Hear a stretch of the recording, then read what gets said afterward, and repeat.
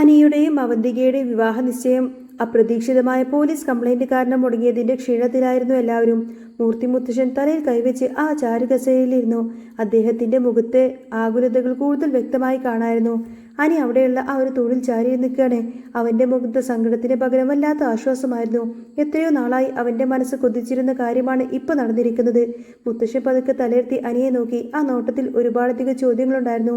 അനി, നീ എന്താ ഈ ആലോചിക്കുന്നത്? നിന്റെ ജീവിതം ഇങ്ങനെ പോകുന്നത് കാണാൻ എനിക്ക് വയ്യടാ. മുത്തശ്ശന്റെ ശബ്ദം ഇടറുന്നുണ്ടായിരുന്നു. അനി പെട്ടെന്ന് തന്നെ മുന്നോട്ട് വന്നു. അവന്റെ കണ്ണുകളിൽ വല്ലാത്ത നിശ്ചയദാർഢ്യം തിളങ്ങി. മുത്തശ്ശ, ഞാൻ നേരത്തെ പറഞ്ഞതല്ലേ എനിക്ക് കല്യാണം ഒട്ടും താല്പര്യമില്ല എന്ന്. അനാമിക എന്റെ ജീവിതത്തിലേക്ക് വന്നാൽ പിന്നെ ഞാൻ അനുഭവിച്ച നരകം മുത്തശ്ശന് അറിയാവുന്നതല്ലേ. വീണ്ടും എന്നെ കൊണ്ട് നിർബന്ധിച്ച് അവന്തികയുടെ കഴുത്തിൽ താലി കെട്ടിച്ചാൽ അനാമികയുടെ കൂടെ ജീവിച്ച അതേ അവസ്ഥ തന്നെയായിരിക്കും എനിക്കുണ്ടാവുക. എനിക്ക് അവളെ സ്നേഹിക്കാൻ കഴിയില്ല മുത്തശ്ശ. മുത്തശ്ശൻ ഒന്നും മിണ്ടാതെ അവനെ തന്നെ നോക്കി നിന്നു. അനി കുറച്ചുകൂടെ അടുത്തേക്ക് വന്ന് മുത്തശ്ശൻ്റെ കൈകളിങ്ങനെ ചേർത്ത് പിടിച്ചു. എൻ്റെ മനസ്സിൽ നന്ദു മാത്രമേ ഉള്ളൂ മുത്തശ്ശ. ഞാൻ ആദ്യമായിട്ടും അവസാനമായിട്ടും സ്നേഹിച്ച പെണ്ണാണ് നന്ദു. അവളല്ലാതെ മറ്റൊരു പെണ്ണിനെ എൻ്റെ ജീവിതത്തിലേക്ക് കൊണ്ടുവരാൻ എനിക്കൊട്ടും തന്നെ കഴിയില്ല. അനാമികയെ കല്യാണം കഴിക്കുന്ന സമയത്തും ഞാൻ എൻ്റെ ആഗ്രഹം പറഞ്ഞതാ. അന്ന് ആരും തന്നെ എൻ്റെ വാക്കൊന്നും കേട്ടില്ല. ഇനിയെങ്കിലും എൻ്റെ മനസ്സൊന്ന് നിങ്ങൾ കാണണം. എന്നെ വീണ്ടും ആ ഒരു ചതിക്കുഴിയിലേക്ക് തള്ളിയിടരുത്. അനിയുടെ വാക്കുകൾ ആ വലിയ ഹാളിൽ അങ്ങ് മുഴങ്ങി നിന്നു. നവ്യ ഒരു വശത്ത് മാറി നിന്ന് ഇതെല്ലാം തന്നെ കേൾക്കുന്നുണ്ടായിരുന്നു. അവളുടെ ചുണ്ടിൽ ഒരു നേരിയ പുഞ്ചിരി വിടർന്നു. അനിയുടെയും അവന്തികയുടെയും കല്യാണം മുടക്കാൻ വേണ്ടി അവൾ പിന്നിൽ നിന്ന് കളിച്ച കളികൾ ആരും തന്നെ അറിഞ്ഞിരുന്നില്ല. അനിയും നന്ദുവും ഒന്നിക്കണം. അവർ പരസ്പരം എത്രമാത്രം ആത്മാർത്ഥമായി സ്നേഹിക്കുന്നുണ്ട് എന്ന് നവ്യക്ക് മാത്രമേ അറിയാൻ കഴിയുമായിരുന്നുള്ളൂ. പക്ഷേ കനകദുർഗയും ഗോവിന്ദനും ഇതൊക്കെ കേട്ട് വല്ലാത്ത അങ്കലാപ്പിലായിരുന്നു. തങ്ങളുടെ മകളായ നന്ദുവിനെ ഈ തറവാട്ടിലേക്ക് മൂന്നാമത്തെ മരുമകളായി അയക്കാൻ അവർക്ക് തീരെ മനസ്സിലായിരുന്നു. ജലജയും ജാനകിയും നന്ദുവിനെ കുറ്റപ്പെടുത്തി സംസാരിക്കുമ്പോൾ നയന ശക്തമായി തന്നെ പ്രതികരിച്ചു.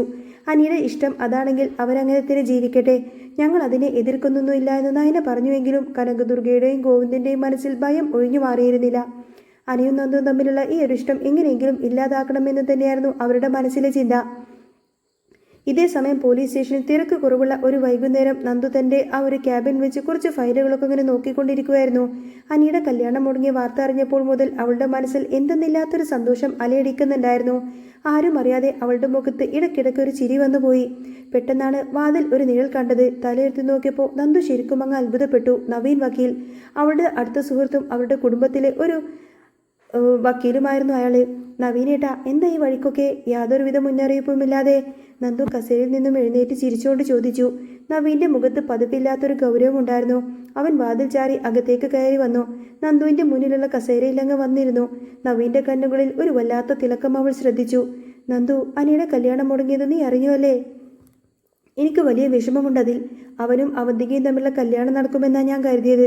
അത് നടന്നിരുന്നുവെങ്കിൽ അനാമികയുടെ ശല്യം എന്നേക്കുമായി അങ്ങ് ഒഴിവാക്കാമായിരുന്നു. നവീൻ പതുക്കെ അങ്ങ് പറഞ്ഞു തുടങ്ങി. നന്ദു ചിരിയടക്കി പിടിച്ചു പറഞ്ഞു, അത് വിട് നവീനേട്ടാ, സംഭവിക്കാനുള്ളത് സംഭവിച്ചു. ഇനിയിപ്പോൾ അത് പറഞ്ഞിട്ടെന്താ കാര്യം? നവീൻ പെട്ടെന്ന് തന്നെ നന്ദുവിൻ്റെ കണ്ണുകളിലേക്കൊന്ന് സൂക്ഷിച്ചു നോക്കി. അതൊക്കെ പോട്ടെ നന്ദു, ഞാൻ ഇന്നൊരു കാര്യം പറയാൻ വേണ്ടിയിട്ടാണ് വന്നത്. എൻ്റെ മനസ്സിൽ പെൺകുട്ടിയുണ്ടെന്ന് ഞാൻ പണ്ട് നിന്നോട് പറഞ്ഞതല്ലേ? ആ പറഞ്ഞിരുന്നു. ആരാ ഭാഗ്യവതി എന്ന് മാത്രം ഇതുവരെ പറഞ്ഞില്ലല്ലോ? നന്ദു തമാശ രൂപേണ ചോദിച്ചു. നവീൻ ഒട്ടും ചിരിച്ചില്ല.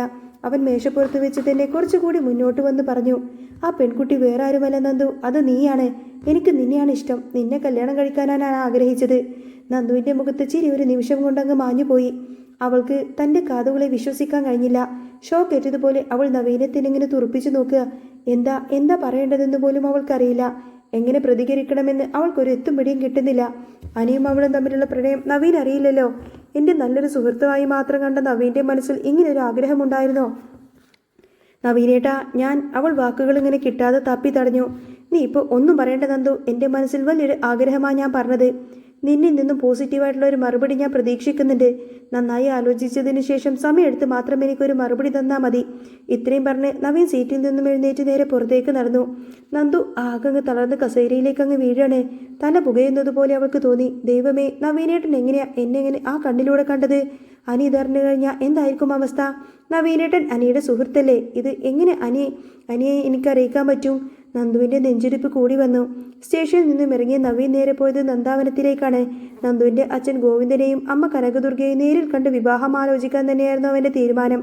നവീൻ വീട്ടിൽ അമ്മക്ക് നന്ദുവിനെ അത്ര താല്പര്യമില്ല എങ്കിലും അവൻ നിരന്തരമായി മറ്റു വിവാഹാലോചനകൾ നിരസിക്കുന്നത് കണ്ട് അവസാനം നവീൻ്റെ മുത്തശ്ശൻ ഇടപെട്ടുകൊണ്ടാണ് അമ്മയെ അത് സമ്മതിപ്പിച്ചത്. സ്വന്തം ഇഷ്ടപ്രകാരം അവൻ കല്യാണം കഴിക്കട്ടെ എന്നായിരുന്നു മുത്തശ്ശൻ്റെ നിലപാട്. ആ ധൈര്യത്തിൽ തന്നെ നവീൻ നന്ദാവനത്തിലേക്ക് എത്തി. നവീനെ കണ്ടപ്പോൾ കനകദുർഗയും ഗോവിന്ദനും വല്ലാത്ത സന്തോഷത്തോടു കൂടെ തന്നെ അവനെ സ്വീകരിച്ചു. നവീൻ ഒട്ടും വളച്ചുകെട്ടില്ലാത്ത കാര്യത്തിലേക്ക് വന്നു. കനകാൻറ്റി, ഗോവിന്ദനങ്ങളെ, ഞാൻ വന്നതൊരു പ്രധാനപ്പെട്ട കാര്യം പറയാനാ. എനിക്ക് നിങ്ങളുടെ നന്ദുമോളെ ഒരുപാട് ഇഷ്ടമാണ്. അവളെ കല്യാണം കഴിക്കാൻ ഞാൻ ആഗ്രഹിക്കുന്നു. എൻ്റെ വീട്ടിൽ എല്ലാവർക്കും അത് സമ്മതമാണ്, അച്ഛനും അമ്മക്കും മുത്തശ്ശനുമൊക്കെ. ഇനി നിങ്ങളുടെ തീരുമാനം മാത്രം അറിഞ്ഞാൽ മതി. ഇത് കേട്ട് കനകദുർഗയും ഗോവിന്ദൻ്റെയും കണ്ണുകൾ വിടർന്നു. അനിയും നന്ദുവും തമ്മിലുള്ള ബന്ധം എങ്ങനെ അവസാനിപ്പിക്കുമെന്ന് തല പുകഞ്ഞു നിൽക്കുമ്പോഴാണ് നവീനെ ഇങ്ങനൊരു തങ്കപ്പെട്ട പയ്യൻ നേരിട്ട് വന്ന് നന്ദുവിനെ കല്യാണം ആലോചിക്കുന്നത്. നരസിംഹൻ സാറിൻ്റെ കൊച്ചുമോൻ, നല്ല തറവാടി, കാണാൻ സുന്ദരൻ, സുമുഖൻ, നല്ലൊരു വക്കീല്. ഇതിലും വലിയൊരു ഭാഗ്യം നന്ദുവിന് ഇനി കിട്ടാനില്ല എന്ന് തന്നെ അവർ ഉറപ്പിച്ചു. മോനെ, ഇതിലിപ്പോൾ ഞങ്ങൾക്ക് വേറെന്താ അഭിപ്രായം പറയാനാ? മോനെ പോലൊരു നല്ല പയ്യനെ എൻ്റെ മോൾക്ക് കിട്ടിയാൽ പിന്നെ അതിലും വലിയൊരു സന്തോഷം ഞങ്ങൾക്ക് വേറെയുണ്ടോ? കനകദുർഗ ആവേശത്തോടെ പറഞ്ഞു. നവീൻ സന്തോഷത്തോടെ അവിടെ നിന്നും യാത്ര പറഞ്ഞിറങ്ങി. അവൻ പോയത് കനകദുർഗയും ഗോവിന്ദനും നേരെ തിരിയാണ്. ഗോവിന്ദേട്ടാ, നമ്മൾ ആഗ്രഹിച്ചതുപോലെ കാര്യങ്ങളൊക്കെ നടക്കാൻ പോവുക. അനിയുടെ കൂടെ അവളുടെ നടപ്പ് ഇതോടുകൂടെ അവസാനിപ്പിക്കാലോ. ഇതിലും വലിയൊരു ബന്ധം നമുക്കിനി കിട്ടാനും പോകുന്നില്ല. എത്രയും പെട്ടെന്ന് ഇവരുടെ നിശ്ചയം അങ്ങ് നടത്തണം. പക്ഷേ കനകെ, മോളോട് നമ്മൾ ചോദിച്ചില്ലല്ലോ, അവൾ ഇതിന് സമ്മതിക്കോ? ഗോവിന്ദന് ചെറിയൊരു പേടിയുണ്ടായിരുന്നു. അവൾ സമ്മതിക്കില്ല ഗോവിന്ദേട്ടാ. അവളുടെ മനസ്സിലാ അനിയല്ലേ. നമ്മൾ അവളുടെ സമ്മതമൊന്നും ചോദിക്കാനോ നിൽക്കണ്ട. നമ്മളായിട്ട് തന്നെ കാര്യങ്ങളങ്ങ് തീരുമാനിച്ചാൽ മതി. അവൾക്ക് വഴങ്ങുകയല്ലാതെ വേറെ വഴിയില്ലായിരിക്കും, കനകദുർഗ തറപ്പിച്ച് പറഞ്ഞു. അങ്ങനെ രാത്രി ഡ്യൂട്ടി കഴിഞ്ഞ് വീട്ടിലേക്ക് എത്തിയ നന്ദുവിന് ഒന്നും തന്നെ സമാധാനമുണ്ടായിരുന്നില്ല. അമ്മയുടെയും അച്ഛൻ്റെയും മുഖത്ത് അസാധാരണമായൊരു ചിരിയും സന്തോഷവും കണ്ടപ്പോൾ തന്നെ അവൾക്ക് വല്ലാത്തൊരു പന്തികേട് തോന്നി. എങ്ങനെയെങ്കിലും അനിയെ കണ്ട് കാര്യങ്ങളൊക്കെ പറയണം. അവൾ പെട്ടെന്ന് തന്നെ ഡ്രസ്സൊക്കെ മാറ്റി ഒരു മീറ്റിംഗ് ഉണ്ടെന്നും പറഞ്ഞ് കള്ളവും പറഞ്ഞ് സ്കൂട്ടർ എടുത്ത് നേരെ പുറത്തേക്ക് ഇറങ്ങി. കനകദുർഗ പിന്നിൽ നിന്നും എന്തൊക്കെയോ വിളിച്ചു ചോദിച്ചുവെങ്കിലും അവൾ അതൊന്നും തന്നെ കേൾക്കാനും നിന്നില്ല. അവൾ നേരെ പോയത് സ്ഥിരമായി കാണാറുള്ള ആ ഒരു ബീച്ചിലേക്കാണ്. പോകുന്ന വഴിക്ക് തന്നെ അനിയെ വെച്ച് അത്യാവശ്യമായി തന്നെ വരാനും പറഞ്ഞു. ബീച്ചിൽ തിരമാലകളുടെ ശബ്ദത്തിനൊപ്പം തന്നെ അവളുടെ നെഞ്ചിടിപ്പും ഉയരുന്നുണ്ടായിരുന്നു. കുറച്ച് കഴിഞ്ഞപ്പോൾ ദൂരെ നിന്നും അനി നടന്നു വരുന്നത് അവൾ കണ്ടു. അവനെ കണ്ടപ്പോൾ അവളുടെ ശ്വാസം നേരെങ്ങ് വീണു. എന്താടി, എന്തു പറ്റി? എന്താ ഇത്ര അത്യാവശ്യമായി കാണണമെന്ന് പറഞ്ഞത്? അനി വെപ്രാളത്തോടെ ചോദിച്ചു. നന്ദു ചുറ്റുമൊന്ന് നോക്കി. എന്നിട്ട് പതുക്കെ പറഞ്ഞു. അനി, ഞാൻ പറയുന്നത് കാര്യം കേട്ട് നീ വെറുതെ ടെൻഷൻ അടിക്കരുത്. നമ്മൾ സൂക്ഷിച്ച് കൈകാര്യം ചെയ്യേണ്ട വിഷയമായത്. നീ കാര്യം പറ നന്ദു. എന്താ? മുഖവര ഇടാതെ എന്താന്ന് വെച്ച കാര്യം പറ. ഇന്ന് സ്റ്റേഷനിൽ നവീനേട്ടൻ വന്നിരുന്നു. പണ്ട് നവീനേട്ടൻ ഒരു കുട്ടി ഇഷ്ടമാണെന്ന് പറഞ്ഞില്ലേ, അത് ഞാനാണെന്ന് എന്നോട് പറഞ്ഞു. എന്നെ കല്യാണം കഴിക്കണമെന്നാ പറഞ്ഞത്. അനി അത്ഭുതത്തോടു കൂടി അവളെ നോക്കി. കുറച്ചു നേരം അവർ രണ്ടുപേരും ഒന്നും മിണ്ടിയില്ല. പിന്നെ ദീർഘമായി ഒന്നുകൂടി ചോദിച്ചു. അതെ, എന്നിട്ട് നീ എന്ത് പറഞ്ഞു? ഞാൻ എന്ത് പറയാനാ? നമ്മൾ തമ്മിലുള്ള ഇഷ്ടം നവീനേട്ടൻ അറിയില്ലല്ലോ. ഞാൻ ഡ്യൂട്ടി കഴിഞ്ഞ് തിരിച്ച് വീട്ടിലേക്ക് വന്നപ്പോഴേക്കും അച്ഛനും അമ്മക്കും വല്ലാത്തൊരു സന്തോഷം. നവീനേട്ടൻ വീട്ടിൽ വന്ന് ആലോചിക്കുമോ എന്ന എൻ്റെ പേടി. അങ്ങനെ സംഭവിച്ചാൽ അവരത് ഉറപ്പിക്കും. നന്ദുവിൻ്റെ ശബ്ദം വിറക്കുന്നുണ്ടായിരുന്നു. അനി പെട്ടെന്ന് തന്നെ അവളുടെ കൈകൾ ഇങ്ങനെ മുറിവേക്കി പിടിച്ചു. അതൊന്നും ഓർത്ത് നീ പേടിക്കേണ്ട നന്ദു, ഇതൊന്നും നടക്കാൻ പോകുന്നില്ല. നവീൻ്റെ അമ്മ നിന്നെ ഈ ജന്മത്ത് ആ ഒരു വീട്ടിലേക്ക് കയറാൻ സമ്മതിക്കില്ല. അവർക്ക് നിന്നെ തീരെ ഇഷ്ടമല്ല. എല്ലാവർക്കും അറിയാവുന്നതല്ലേ. നീ ഒരു പോലീസാണെന്നുള്ള ഒറ്റ കാരണം മതി അവർ നിന്നെ എതിർക്കാൻ. നവീനൊരു ആഗ്രഹം പറഞ്ഞതേ ഉള്ളൂ, നീ അതങ്ങ് വിട്ടേക്ക്. അനിയുടെ ആശ്വാസവാക്കുകൾ കേട്ടപ്പോൾ നന്ദുവിന് ചെറിയൊരു സമാധാനം തോന്നി. ഇരുവരും കടൽ തീരത്ത് മണ്ണിലിങ്ങനെ പരസ്പരം ചേർന്നിരുന്ന് തങ്ങളുടെ ഭാവിയെക്കുറിച്ച് സ്വപ്നങ്ങൾ ഇങ്ങനെ നെയ്യാൻ തുടങ്ങി. എന്നാൽ അവരറിയാതെ അവരെ നിരീക്ഷിച്ചുകൊണ്ട് തന്നെ അവിടെ ഒരാൾ നിൽക്കുന്നുണ്ടായിരുന്നു, നവീൻ. നന്ദുവും അനിയും പരസ്പരം ഇങ്ങനെ കൈകോർത്തുകൊണ്ട് തന്നെ ഇരിക്കുന്നതും ചിരിക്കുന്നതും തോളോട് തോള് ചാരി നിൽക്കുന്നതുമെല്ലാം തന്നെ അവൻ ദൂരെ നിന്ന് കാണുന്നുണ്ടായിരുന്നു. നവീൻ്റെ കണ്ണുകളിൽ അസൂയയും ദേഷ്യം വിരിച്ചു കയറി. എൻ്റെ പെണ്ണടാവൾ, അവളെ ഞാൻ ആർക്കും വിട്ടുകൊടുക്കില്ല. അവളുടെ കഴുത്തിലെ താലി അതെനിക്ക് അവകാശപ്പെട്ടതായെന്ന് നവീൻ പല്ലിറുബി. അവൻ തൻ്റെ ഫോണെടുത്ത് അവരുടെ കുറേയധികം ഫോട്ടോസൊക്കെ പകർത്തി. എന്നിട്ട് ദേഷ്യത്തോട് കൂടത്തിൽ കാലം കയറി അവിടെ നിന്നും പോവാണ്. നവീൻ നേരെ ചെന്നത് നന്ദാവനത്തിലേക്കാണ്. കനകദുർഗയുടെയും ഗോവിന്ദൻ്റെയും മുന്നിൽ വെച്ച് ഫോൺ അങ്ങ് വലിച്ചെറിഞ്ഞു. നിങ്ങൾ പറഞ്ഞല്ലോ അവൾക്ക് അവനുമായി യാതൊരുവിധ ബന്ധവുമില്ലാന്ന്. ഇതൊന്ന് നോക്ക്, ദാ ഇപ്പോൾ ബീച്ചിൽ നിന്ന് ഞാൻ എടുത്ത ഫോട്ടോസാണ് ഇതൊക്കെ. അവരിങ്ങനെ കൊഞ്ചിക്കൊഴിഞ്ഞ് നിൽക്കുവാടെ, കെട്ടിപ്പിടിച്ച് നിൽക്കുവാണ് എന്ന് നവീൻ രോഷത്തോടെ പറഞ്ഞു. എന്നാൽ ആ ഫോട്ടോസൊക്കെ കണ്ട ഉടനെ തന്നെ കനകദുർഗയുടെയും ഗോവിന്ദൻ്റെയും കണ്ണുകൾ ചുവന്നു. അവർക്ക് നാണക്കേടും ദേഷ്യവും സഹിക്കാൻ കഴിഞ്ഞില്ല. മോൻ വിഷമിക്കേണ്ട, അവൾ ഇനി അവനെ കാണുകയോ സംസാരിക്കുകയോ ഒന്നും ചെയ്യില്ല. അതിലുള്ളതൊക്കെ ഞാൻ കൊടുക്കുന്നുണ്ട്. മോൻ ആഗ്രഹിച്ചതുപോലെ തന്നെ അവളുടെ കഴുത്തിൽ മോൻ തന്നെ താലി കെട്ടും. അത് ഈ കനകദുർഗയുടെ ഉറപ്പാ. അവൻക്ക് വാക്ക് കൊടുത്തു. കുറച്ചു കഴിഞ്ഞ് വീട്ടിലേക്ക് എത്തിയ നന്ദുവിനോട് നേരിടേണ്ടി വന്നത് കനകദുർഗയുടെ ഉഗ്രരൂപമാണ്. അവൾ കയറി വന്ന പാടത്തിന് കനകദുർഗ അവളുടെ കവിളിലങ്ങ് ആഞ്ഞടിച്ചു.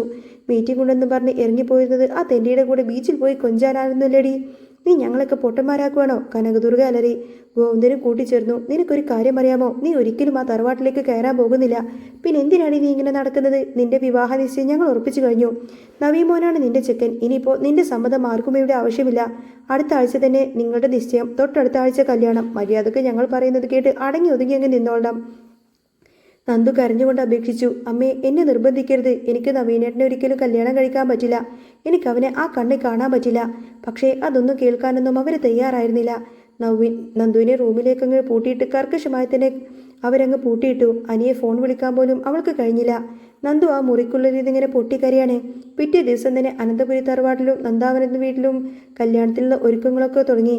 ഈ വിവരങ്ങൾ അറിഞ്ഞ നവ്യ ആകെ അസ്വസ്ഥയായിരുന്നു. അനിയും അവന്തിക്കും തമ്മിലുള്ള കല്യാണം മുടങ്ങിയത് വെറുതെ ആയി പോവുമോ? അങ്ങനെയാണെങ്കിൽ ഈ നിശ്ചയം എങ്ങനെയെങ്കിലും മുടക്കണം. അനിയും നന്ദുവും ഒന്നിച്ചേ തീരൂ. അങ്ങനെയാണെങ്കിൽ ഇതൊന്നും അറിയാതെ ആകെ ഒറ്റപ്പെട്ടൊരു അവസ്ഥയാണ്. എന്താണ് സംഭവിക്കുന്നത് എന്ന് അവനൊന്നും തന്നെ അറിയില്ലായിരുന്നു. നന്ദുവിനെ ഫോണിൽ കിട്ടാത്തത് കൊണ്ട് തന്നെ അവനാകെ പരിഭ്രാന്തിയിലാണ്. നവ്യ തല പുകഞ്ഞ് ആലോചിച്ചു. അപ്പോഴാണ് അവൾക്കൊരു പഴയൊരു കാര്യം ഓർമ്മ വന്നത്. പണ്ട് അനാമികയുമായിട്ടുള്ള പ്രശ്നത്തിൽ അനി വീട് വിട്ടിറങ്ങി അമ്പലത്തറയിൽ കിടന്ന ആ ഒരു സമയമുണ്ടായിരുന്നു. അന്ന് അവനെ അന്വേഷിച്ചെന്ന നന്ദു അവനെ കണ്ട സന്തോഷത്തിൽ കെട്ടിപ്പിടിച്ച് കരഞ്ഞിരുന്നു. ആ രംഗം വേണു രഹസ്യമായി തന്നെ വീഡിയോ എടുത്ത് അബിക്കും ജലജയ്ക്കും അയച്ചു കൊടുത്തു. നവ്യയുടെ ചുണ്ടിൽ ഒരു കുസൃതി ചിരി വിരിഞ്ഞു. ഇത് മതി, ഈ ഒരൊറ്റ വീഡിയോ മാത്രം മതി നവീൻ്റെ അമ്മയുടെ തനി നിറമങ്ങ് പുറത്തു വരാന്.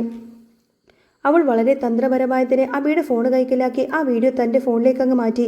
എന്നിട്ട് മറ്റൊരു അജ്ഞാത നമ്പറിൽ നിന്നും നവീൻ്റെ അമ്മയുടെ വാട്സപ്പിലേക്ക് നന്ദുവും അനിയും തമ്മിൽ കെട്ടിപ്പിടിച്ച് നിൽക്കുന്ന ആ ഒരു വീഡിയോ അങ്ങ് സെൻഡ് ചെയ്ത് കൊടുത്തു. നവീൻ്റെ അമ്മക്ക് നന്ദുവിനെ പണ്ടേ കണ്ണെടുത്താൽ കണ്ടൂടാ. ഈ വീഡിയോ കൂടി കണ്ടതോടുകൂടെ തന്നെ കഥ ആകെ മാറി മറിയാണെന്ന് നവ്യക്ക് ഉറപ്പായിരുന്നു. കല്യാണ നിശ്ചയത്തിന് 2 ദിവസം മാത്രം ബാക്കി നിൽക്കുമ്പോഴാണ് നവീൻ്റെ അമ്മ ആ ഒരു വീഡിയോ കാണാൻ ഇടവരുന്നത്. അമ്പലമുറ്റത്ത് വെച്ച് അനിയും നന്ദുവും ഇങ്ങനെ പരസ്പരം കെട്ടിപ്പിടിച്ച് നിൽക്കുന്ന ആ ഒരു രംഗം കണ്ടപ്പോൾ അവരുടെ രക്തം തിളച്ചു. നന്ദുവിനെ മരുമകളായി സ്വീകരിക്കാൻ ഒട്ടും താല്പര്യമില്ല. മകന്റെ വാശിക്ക് മുന്നിൽ വഴങ്ങില്ല എന്ന് തന്നെ അവർ തീരുമാനമെടുത്തു. ഇത് കണ്ടതോടുകൂടെ തന്നെ അവർക്ക് കാര്യങ്ങളെല്ലാം എളുപ്പമായി. ഉടനെ തന്നെ അവർ നരസിംഹൻ സാറിനെ വിളിച്ച് ഇത് കാണിച്ചു. ആ മനുഷ്യനും ഇത് കണ്ടങ്ങ് നെറ്റിച്ചുളിക്കാണ്. പിന്നെ ഒട്ടും വൈകില്ല. അവർ നവീനെ അങ്ങോട്ടേക്ക് വിളിപ്പിച്ചു. നവീൻ വന്നപ്പോൾ അമ്മ അവൻ്റെ മുഖത്തേക്ക് ഫോൺ അങ്ങ് വലിച്ചെറിയാണ്. നോക്കടാ, നീ വലിയ മഹതിയാണെന്ന് പറഞ്ഞ് ഞങ്ങളുടെ തലയിൽ അങ്ങ് കെട്ടിവെക്കാൻ നോക്കുന്നത് യഥാർത്ഥ അവളുടെ മുഖം നീ കണ്ടോടാ. ആണൊരുത്തിയാണ് അവള്. കണ്ടവന്മാരിൽ കൂടെ അയഞ്ഞാടി നടക്കുന്ന ഇവളെയാണോ നീ മരുമകളായി, എൻ്റെ മരുമകളായി ഇങ്ങോട്ടേക്ക് കൊണ്ടുവരുന്നത്? ഇവളെയാണോടാ ഞാൻ അംഗീകരിക്കേണ്ടത്? നവീൻ ആ വീഡിയോ കണ്ടങ്ങ് ഞെട്ടിപ്പോയി. അവനൊന്നും പറയാൻ കഴിഞ്ഞില്ല. ഇനി അവൾ ഈ വീടിൻ്റെ പടി ചവിട്ടില്ല. എൻ്റെ ശരീരത്തിൽ ജീവനുള്ളിടത്തോളം കാലം ഈ കല്യാണം ഒരിക്കലും നടക്കാൻ ഞാൻ സമ്മതിക്കില്ല എന്ന് തന്നെ നവീൻ്റെ അമ്മ പറഞ്ഞു. ഈ ബന്ധം ഞാൻ ഇവിടെ വെച്ച് നിർത്തുവാണ്. അമ്മയുടെ വാക്കുകൾ ഇടിമുഴക്കം പോലെയാണ് നവീൻ്റെ കാതുകളിൽ അങ്ങ് പതിച്ചത്. നവീൻ സകല മോഹങ്ങളും ആ ഒരൊറ്റ നിമിഷത്തിൽ അങ്ങ് തകർന്നടിഞ്ഞു. നിശ്ചയം മുടങ്ങിയ വാർത്ത നന്ദാവനത്തിലും അനന്തപുരിയിലും വലിയൊരു പൊട്ടിത്തെറിയാണ് ഉണ്ടാക്കിയത്. കനകദുർഗയും ഗോവിന്ദനും അപമാനം കൊണ്ട് തല താഴ്ത്തി. എന്നാൽ നന്ദുവിനും അനിക്കും ഇതൊരു വലിയ ആശ്വാസമായിരുന്നു. നവ്യയുടെ ബുദ്ധി വീണ്ടും വിജയിച്ചിരിക്കുന്നു. അങ്ങനെ ഒട്ടും പ്രതീക്ഷിക്കാത്ത രീതിയിലുള്ള വമ്പൻ ട്വിസ്റ്റോട് കൂടി തന്നെ ആയിരിക്കട്ടെ അനിയും നന്ദുവും ഒന്നിക്കുന്നത്. നിങ്ങൾക്ക് ഈ ഒരു ചാനൽ ഇഷ്ടമാവുകയാണെങ്കിൽ സബ്സ്ക്രൈബ് ചെയ്യാനും സപ്പോർട്ട് ചെയ്യാനും മറക്കല്ലേ. നെക്സ്റ്റ് വീഡിയോ ആയിട്ട് വരാം. ബൈ.